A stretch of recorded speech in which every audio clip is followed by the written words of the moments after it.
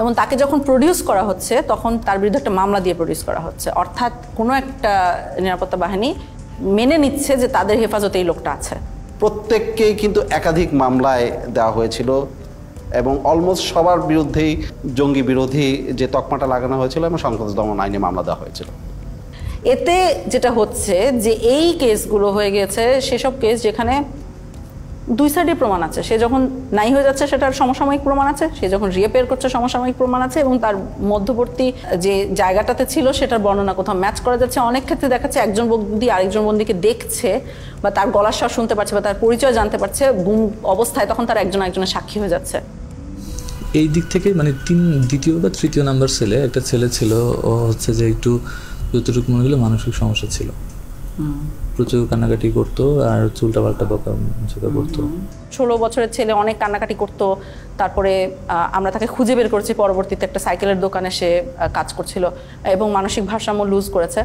মনে রাখবেন ওই ছেলেটাকে আমরা কেন খুঁজে পেয়েছিলাম, কাজ তার চারপাশের বন্দিরা 2 বছরের বন্দিরা আমাদেরকে এসে বারবার করে বলতো ওখানে একটা ছেলে অনেক কাঁদতো, আমাদের কেস সলভ করার আগে ওই ছেলেটাকে খুঁজে বের করেন, আমাদেরকে জানান ওই ছেলেটার কি হয়েছে, বেঁচে আছে কিনা।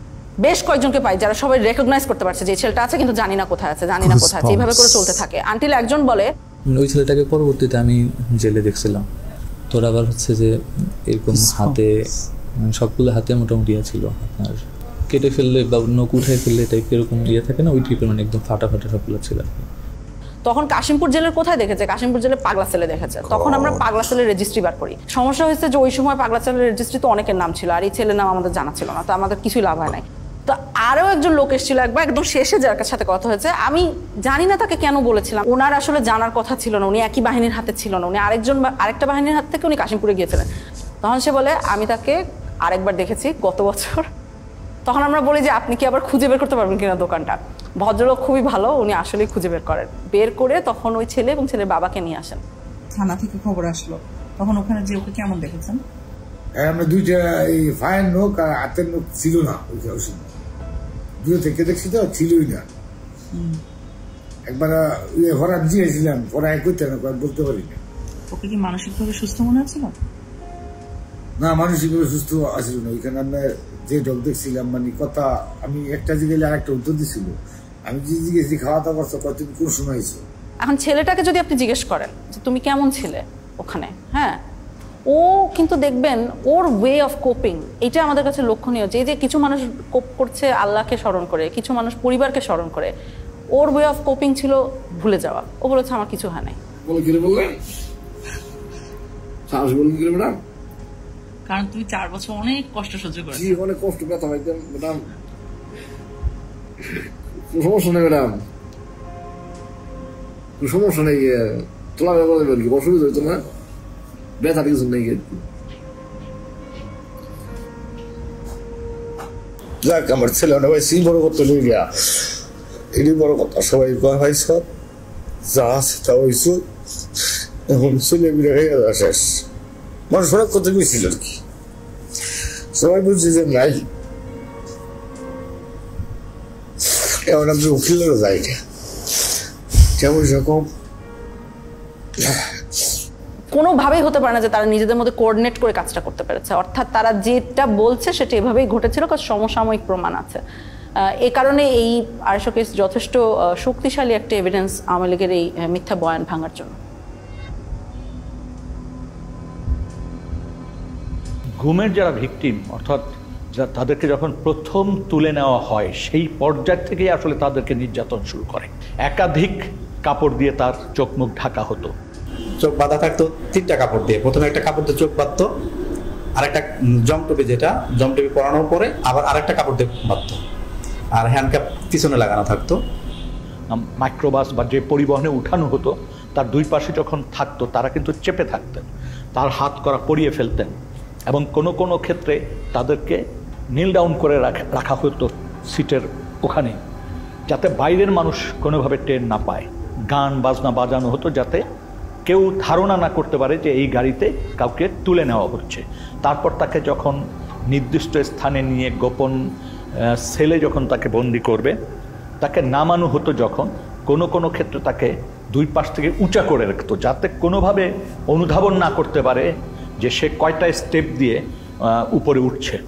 প্রত্যেকটা গোপনশালায় আসলে অত্যন্ত ভয়ানক, এবং আপনি যদি দেখেন যে গোপন বন্দিশালার সাইজগুলো, দৈর্ঘ্য প্রস্থ, এখানে মানুষকে রাখাটাই হচ্ছে টর্চারের শামিল। এখানে যারা আসে এখানে আসে এখান থেকে লোক নিয়ে যায়। প্রথম যদি ট্রান্সপোর্ট করে যে ঢাকা থেকে লোক নিয়ে অন্য কোথাও পাঠাবে, এখান থেকে 4 জন 2 জন এখান থেকে নিয়ে, আমি এরকম একবার 3 জন লোক নিয়ে স্যার ট্রান্সপোর্ট করছি কর্মীটি লকে। একবার গেট দিয়ে ডুবে সাথে হাতে বাম পাশে, না হাতে ডান পাশে, আমি যদি এই দিক ডুবে হাতে ডান পাশে। সাইজ কি সেলগুলোর? স্যার টয়লেট টাইপ স্যার, বুঝিয়ে বলুন। টয়লেট স্যার, মানে একটা টয়লেটের দৈর্ঘ্য প্রস্থ 3 ফিট বাই 8 ফিট স্যার, এরকম লম্বা, লোহার গেট লাগানো স্যার, সিকিং লাগানো। Look at how tiny this room is, and it's still divided into 7 different cells. Look, I'll just come into this one to show you how small it is. I'm about 5 feet 4 inches tall, and I can stand up straight in this particular one, but I cannot extend my arms all the way out. But if you go just next door to this one over here, take a look. I cannot stand up straight. I cannot extend my arms. And imagine that people spent weeks, months, or even years in these cells. পাশে কোনো স্থানে তাকে নেওয়া হতো যেখানে জিজ্ঞাসাবাদ করার জন্য নানান ধরনের যন্ত্রপাতি ব্যবহার করা হতো। দেখা গেছে 8-10টা সেল আছে, তার সাথে একটা জিজ্ঞাসাবাদের ব্যবস্থা বা একটা রুম আছে। সেই রুমে যখন তাকে নেওয়া হতো, 2-1টি বাক্য বিনিময় করার পরই তাকে মারধর শুরু করে দিত। আর যখন মারতো, বেশি মারবে, তখন এই হাত পিছনে দিয়ে রাখতো, আর আমার এই কনুইগুলো 2 হাঁটু এগুলাতে খুব জোরে জোরে মারতো, এই মোটা পুলিশের হাতে যে মোটা লাঠিগুলো থাকে এগুলো দিয়ে। এবং এক পর্যায়ে আমাকে বলল যে তোর হাড় থেকে মাংস আলাদা করে ফেলবো। কোনো বন্দিশালার ভিতরেই টয়লেট, যেখানে তাদেরকে ঘুমাতে হতো রাতে, সেই জায়গায় তারা ঘুমাতে পারতো না। তার কারণ হচ্ছে কমোড থাকতো, ওই কমোডের উপরেই তাদের পা রেখে ঘুমাতে হতো।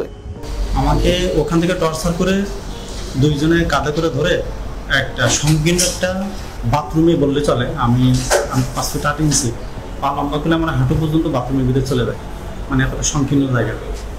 কিছু সেল ছিল এত ন্যারো, সেখানে বন্দি শুতেও পারতো না, জাস্ট পা গুটিয়ে কোনো মতে ওখানে থাকতো। যেটা সাইজ ছিল 3.5 ফিট বাই 4 ফিট, এরকম সাইজের। নিয়ে যাওয়ার পরে যেখানে আমাকে নিয়ে গেল সেটা হলো একটা ছোট একটা সেল। ছোট সেল বলতে 3.5 ফিট পাশে, আর লম্বা হলো আপনার 4 ফিটের থেকে একটু বড়। অর্থাৎ আমি সেজদা দিলে মাথায় লেগে যেত, আবার রুকু দিতে গেলে পিছনের সাইড লেগে যেত গিরিলের সাথে, এরকম একটা অবস্থা ছিল। যারা বন্দি ছিল, ওই বন্দিশালায় থাকাটাই হচ্ছে দুঃসহ মানসিক যন্ত্রণার একটা বিষয়। আমাকে ওই রকম একটা ফ্লোরের সাথে এরকম করে হাত দিয়ে এরকম করে আস্তে আস্তে বাড়ি দিতে হতো।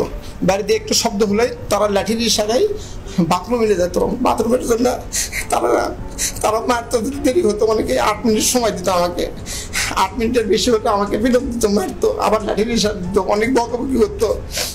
এক ধরনের যন্ত্র ব্যবহার করতে হতো, যে হাতে শিকল দিয়ে ওই যন্ত্রের সাথে আংটা পরিয়ে দিয়ে মেশিন চালু করলে তাকে আস্তে আস্তে ছাদের দিকে ঝুলিয়ে ফেলা হতো। এই ঝুলন্ত অবস্থায় ঘন্টার পর ঘন্টা রাখার ঘটনা আমরা শুনেছি, এমনকি মানে 24 ঘন্টার কথাও আমরা অনেক ক্ষেত্রে পেয়েছি। আমাকে ওই ফ্যান লটকায় এরকম একটির মধ্যে গামছা দিয়ে এরকম প্রায় 15 দিনের মতো ঝুলিয়ে রাখছে। শুধু আমি টয়লেট এবং নামাজ এই দুইটা আর খাবার সময় আমাকে ছাড়া রাখতো, আর এইরকমভাবে সবসময় ঝুলিয়ে রাখছে। কোনো বন্দিকে হ্যান্ডকাপ পরিয়ে জ্বালানার গ্রিলের সাথে বেঁধে রাখা হতো সার্বক্ষণে, এবং সে শুতেও পারতো না, ওইভাবে কোনো মতো বসে থাকতো। এই যে এর জানালার মধ্যে একটা হাতে এই পাশে ঝুলাই রাখছে, আর একটা হাতে এই পাশে। এই 5 দিনের মধ্যে 3 দিন এইভাবে আমাকে লকআপের সঙ্গে ঝুলাই রাখা হয়। শুধু একটাই দোষ ছিল আমার, আমি বলছি আমি নিকাব খুলবো না, আমি পর্দা করি। যেখানে হ্যান্ডকাপ পরা হয়েছে সেখানে কেটে গেছে, রক্ত পড়েছে, তারপরও কিন্তু তাকে নামানো হয়নি, বরং ওখানে পিটানো হতো এবং নানান কথা জিজ্ঞাসাবাদ করা হতো। এই ওনাদের নাম জিজ্ঞাসা করতেছে, এর মধ্যে আমাকে কি করলো, পানি ঢাললো, মুখে গামছা দিয়ে পানি ঢাললো, কোথায় আছে বল, কোথায় আছে বল, কোথায়, মানে আমাকে মানে একটা সেকেন্ডের সময় দিতে আসে। আমি বলতেছি মুখের মধ্যে ভিজা কাপড় দিয়ে প্রায় 2-3 মিনিটের মতো পানি ঢালতো। আর ওই সময় দেখা যায় আমি প্রায় সময় অজ্ঞান হয়ে যেতাম, আর মুখ দিয়া খুব লোট টোট ইত্যাদি এগুলো বের হইতো, তারপরও তারা হাসাহাসি করতো। কোনো কোনো ক্ষেত্রে তাকে চেয়ারে বসানো হতো। চেয়ার আবার দুই ধরনের ছিল। এক ধরনের চেয়ার ছিল যেটা কাঠের ফ্রেম, মানে কাঠের চেয়ার, সেখানে ইলেকট্রিক শক দেওয়ার ব্যবস্থা থাকতো। তো চেয়ারে বসিয়ে ইলেকট্রিক শক দেওয়ার যন্ত্র সাথে সংযোগ স্থাপন করে দিত শরীরে, কখনো কানে, কখনো নখে, কখনো পায়ে, এইভাবে দেওয়া হতো। আমার কানের লতার মধ্যে লাগাইছিল ওই যে কি ওইটা ওই যে কি ইলেকট্রিক ওটা বলতে পারবো না, কিন্তু মনে হলো যে ঠাডা পড়ে মাথা মাথা সুইচ দেওয়ার লাগলে মনে ঠাডা বললো। অনেক ক্ষেত্রে জিজ্ঞাসাবাদের সময় বালতিতে পানি রেখে প্রস্রাব করতে বলা হতো। কারেন্টের শর্ট দিয়েছে, একটা বালতি দিছে, বালতির মধ্যে পানি ছিল, পেশাব করতে দিচ্ছে, অনেক পানি খাওয়ানোর পরে পেশাব করতে দিচ্ছে। পেশাব করার সময় কারেন্টের শর্ট লাগে, পানির মধ্যে যখন পেশাব করে তখন কারেন্টের শর্ট লাগে। বেশ কিছু টর্চার ইনস্ট্রুমেন্ট যেগুলো ধ্বংস করে ফেলা হয়েছে, তার মধ্যে একটা আমরা শুনেছি ছিল যে একটা বালতির মতো, ওটার ভিতরে পা রেখে দিলে আস্তে আস্তে পানি গরম হতো, তখন যথেষ্ট ব্যথা লাগতো। একটা ইনস্ট্রুমেন্ট ছিল যেটা আপনাকে যদি বেঁধে দেওয়া হয় তাহলে ওটা ঘড়ির কাঁটার মতো ঘোরাতে পারতো, 360 ডিগ্রিজ ঘুরতো। র্যাবের কাছে ঘোরে যে চেয়ারগুলো, এগুলো পেয়েছি। স্বাভাবিক একটা চেয়ারে বসানোর পরে আমাকে ওই হুইল চেয়ারের মতো যেমন পা রাখা যায় ওরকম পাদানি আছে, পাদানির উপরে পা রাখার পরে পা থেকে মাথা পর্যন্ত অনেকগুলো বেল লাগায়। তো পা এইগুলো যখন করছে তখন আমাকে কিছুক্ষণ ঘোরানো হয়েছে। একটা পেয়েছি আমরা কিন্তু ময়লার আবর্জনার ভিতরে, মানে ওটাকে ফেলে দেওয়ার জন্যই রাখা হয়েছিল, আমরা যে ওইখানে খুঁজে খুঁজে বের করে এনেছি। কোনো কোনো ক্ষেত্রে নখকে বিচ্ছিন্ন করে ফেলা হতো, কোনো কোনো ক্ষেত্রে সুই ঢুকানো হতো, এবং কারো কারো ক্ষেত্রে সম্পূর্ণ উলঙ্গ করে ঝুলিয়ে রাখা হতো। মাথা নিচে দিক, পা উপর দিক দিয়ে ঝুলে, আর আমার শরীরে কোনো পোশাক রাখে নাই, তখন একেবারে উইদাউট ড্রেস। তারপরে এলো পাতায় আমাকে দুইজনে একসঙ্গে বিড়াতে থাকে। দুই হাতে বাঁধতো, বাঁধার পরে এমনি বসায়া এই যে এই জায়গাটা লাঠি ঢুকাইতো, লাঠি বড় একটা লাঠি ঢুকাইতো, লাঠি ঢুকায় লাঠিটা এমনি দইরা এই যে দুইটা চেয়ার নিত, এই দুইটা চেয়ারের উপরে আমরা ঝুলাইতো, আমাদেরকে পিড়াইতো। তারা গান গাইতো, এক এক সময় মমতাদের গান গাইতো যে বুকটা ফাইটা যায়, এই কথার গান, আবার দিত পাগল হয়ে, এই গান কইতো আর পিড়াইতো।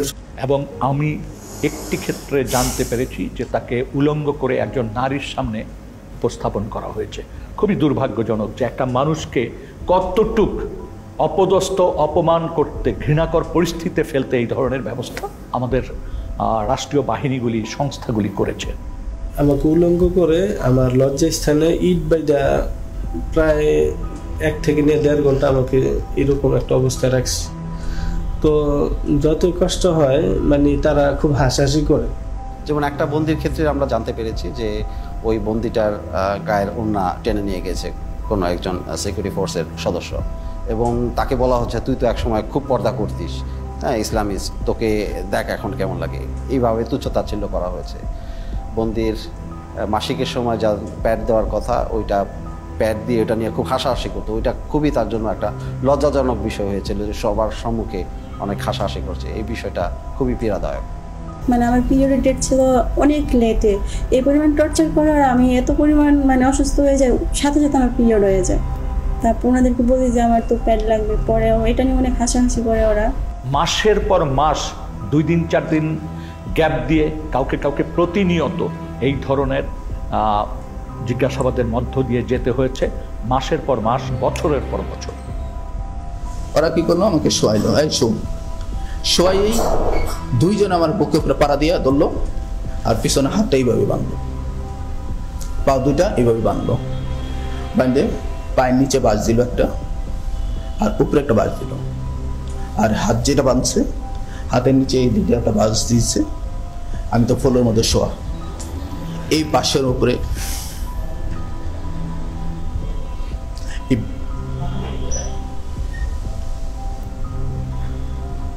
বাসের উপরে আমাকে 4-5 জন দাঁড়াই গেছে।